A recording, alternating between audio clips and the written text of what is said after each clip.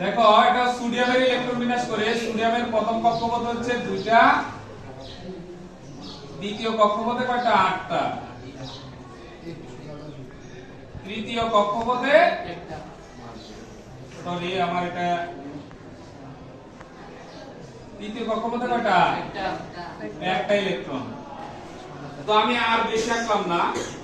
দেখো আমি এগুলা কি একক পর্যায় না, একক পর্যায় ছিল না, লিথিয়াম বেরিলিয়াম তারপর হচ্ছে কি বোরন, আর এটা হচ্ছে সোডিয়াম, আর এটা হচ্ছে কি পটাশিয়াম, সোডিয়াম পটাশিয়াম, আর লিথিয়াম বেরিলিয়াম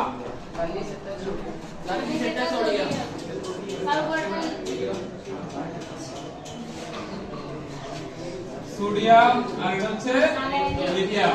ওকে দেখো এটা লিথিয়াম আর এটা হচ্ছে সোডিয়াম, এইটা হচ্ছে একই পর্যায়ের আর এই দুটো হচ্ছে একই গ্রুপের, একই পর্যায়ের আর এই দুটো কি একই গ্রুপের। তো আমরা দেখবো একই পর্যায়ে, তুমি দেখো তো এখানে কয়টা কক্ষপথ আছে, নিউক্লিয়াস কয়টা কক্ষপথ, এখানে কয়টা কক্ষপথ, এটা কয়টা কক্ষপথ, তাহলে নিউক্লিয়াস থেকে এগুলোর দূরত্ব কি সমান নাকি অসমান, এটা এটা এটা তিনটা দূরত্ব কি সমান নাকি অসমান, সমান না, সমান মনে হচ্ছে। যদি এটা একটা বৃত্ত হয় এই পর্যন্ত দূরত্ব যা, এটারও দূরত্ব তা, এটারও দূরত্ব তা, মানে ব্যাসার্ধ তা, একই মনে হচ্ছে না, একই মনে হচ্ছে। ওকে এখন এটা কেন্দ্র থেকে লাস্ট কক্ষপথের দূরত্ব যা, এটার কেন্দ্র থেকে লাস্ট কক্ষপথের দূরত্ব কি তা, কেমন বেশি না, দেখা যাচ্ছে, কিন্তু এগুলোর মধ্যে দেখা যাচ্ছে যে তিনটার সমান, ঠিক না। তাহলে আমরা কিভাবে বলবো, একই পর্যায়ের বাম থেকে ডানে গেলে, বাম থেকে ডানে গেলে পরমাণুর ব্যাসার্ধ কি কমে নাকি বাড়ে, এটা আমি এখন দেখাবো। ওকে তো দেখ এখানে তিনটার মধ্যে ব্যাসার্ধ সমান মনে হচ্ছে, সমান না, তাহলে বাড়ছে বা কমছে এটা আমরা কিভাবে বলবো। তোমরা দেখো এখানে শেষ কক্ষপথে কয়টা ইলেকট্রন, এটা দুইটা, এটা তিনটা ইলেকট্রন, ঠিক না। তোমরা আমার দিকে তাকাও, আমার দিকে তাকাও, আমি এভাবে হাত দিয়েছি, আমার হাত থেকে মনে করো আমার বডি থেকে হাতের দূরত্ব বেশি না এখন, মানে যতটুকু থাকা দরকার এতটুকু আছে। এখন আমার এই হাতে 5 কেজি নিলাম, এই হাতে 5 কেজি নিলাম, তাহলে কি আমি এভাবে সোজা থাকতে পারবো, এভাবে হয়ে যাবে না। তাহলে আমার বডি থেকে হাতের দূরত্ব কি বাড়ছে না কমছে, কেন কমছে, দুইটা আমি ওজন নিয়েছি, ঠিক না, 10 কেজি করে। এরপরে যদি আমি আরো দুইটা করে নেই তাহলে হাতে বডি থেকে হাতের দূরত্ব বাড়বে না কমবে, এরকম না যে আমার হাত নতুন করে ছোট করছি, হাত কি ছোট করছি, হাত আগে দুটো আছে, আমি জাস্ট এখানে ওজন বাড়াচ্ছি আর আমার বডি থেকে দূরত্ব কমতেছে। তো তোমরা এখানে দেখো সেম টু সেম, এটা লাস্ট কক্ষপথে কয়টা আছে, দুটারে, এখানেও দুটা কক্ষপথ, এটারও দুটা কক্ষপথ, এটারও দুটা কক্ষপথ, কিন্তু এটা লাস্ট কক্ষপথে ইলেকট্রন আছে একটি, এটার আছে দুইটি। তাহলে বলো তো আমি একটু আগে হাতে গেলাম না, ওজন যত বাড়বে বডি থেকে আমার দূরত্বটা তত কমতেছে।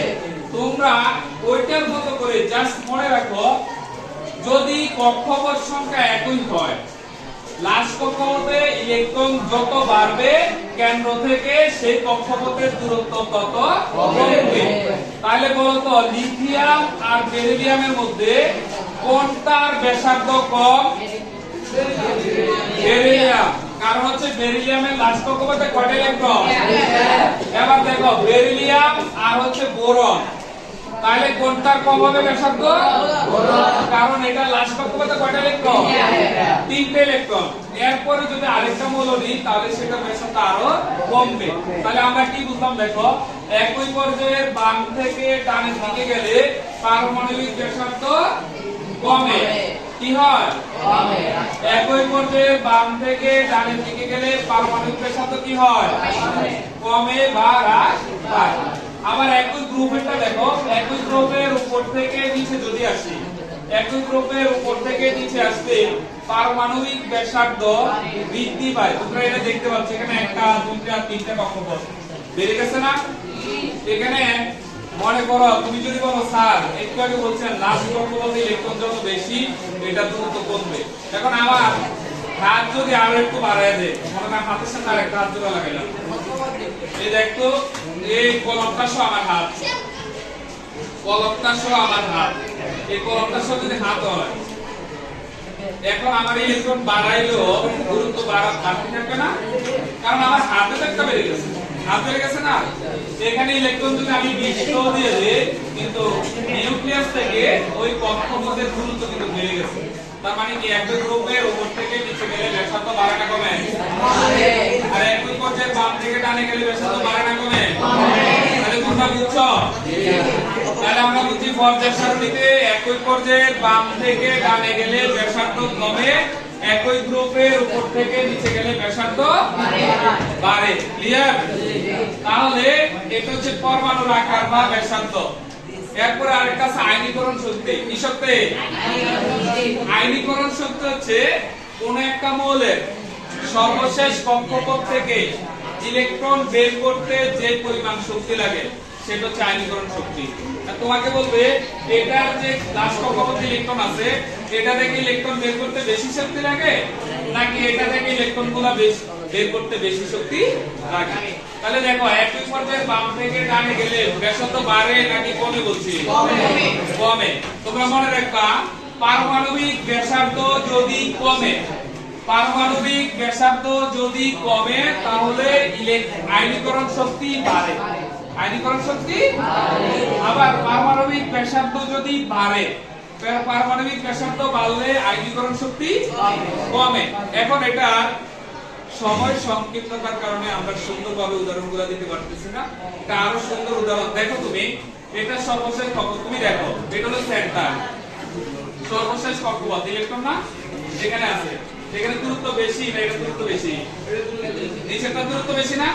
লিথিয়াম থেকে সোডিয়ামের লাস্ট কক্ষপথ থেকে ইলেকট্রন বেশি দূরত্ব না? এখন যে দূরে বেশি থাকে তার প্রতি আকর্ষণটা একটু কম না? তাহলে দেখো এটাকে সরাই নিতে বেশি সহজ হবে না এটাকে? সোডিয়ামটা না, কারণ এর কেন্দ্র থেকে দূরত্ব যার দূরত্ব বেশি তার থেকে ইলেকট্রনটাকে সরাই নিতে সহজ হয়। সহজ হয় মানে কি আমার শক্তি কম লাগে, শক্তি কম লাগে না? তার মানে কি ব্যাসার্ধ বাড়লে আমার আয়নীকরণ শক্তি কমবে। আর এদিকে দেখো ইলেকট্রন বেশি বাড়তেছে মানে কেন্দ্র থেকে দূরত্ব কমতেছে, আর এটাকে বের করতে আমার বেশি শক্তি লাগবে।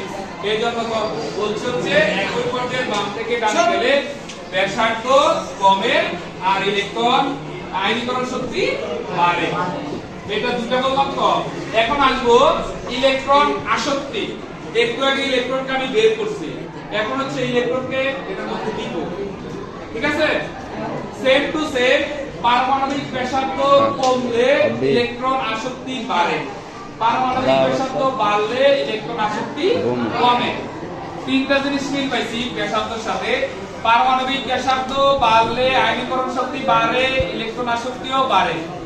পারমাণবিক ব্যাসার্ধ কমলে আয়নীকরণ শক্তি বুঝছি? পারমাণবিক ব্যাসার্ধ যদি কমে আয়নীকরণ শক্তি এবং ইলেকট্রন আসক্তি বাড়ে, পারমাণবিক ব্যাসার্ধ বাড়লে আয়নীকরণ শক্তি এবং ইলেকট্রন আসক্তি কমে। আজকে ক্লাসে 4টা পড়ানো হলো, আরেকটা বাকি, আমি আরেকটা আপনাদের গ্রুপে বলে দেব, এখনই বলে দিতে পারি। যেমন ওইটা হবে ব্যতিক্রম, তড়িৎ ঋণাত্মকতা। এখানে পারমাণবিক ব্যাসার্ধ বাড়ার সাথে কমার সাথে সাথে তড়িৎ ঋণাত্মকতা কমবে, আর বাড়ার সাথে সাথে তড়িৎ ঋণাত্মকতা বাড়বে। একটা ব্যতিক্রম, বুঝছো? তিনটা একরকম পাইলাম না, আর একটা একটু ব্যতিক্রম। ওকে, আজকে ক্লাসে যা পড়াইছি মানে 5টা এই অধ্যায় কিন্তু শেষ। এই অধ্যায়ে যা ছিল সবগুলো শেষ।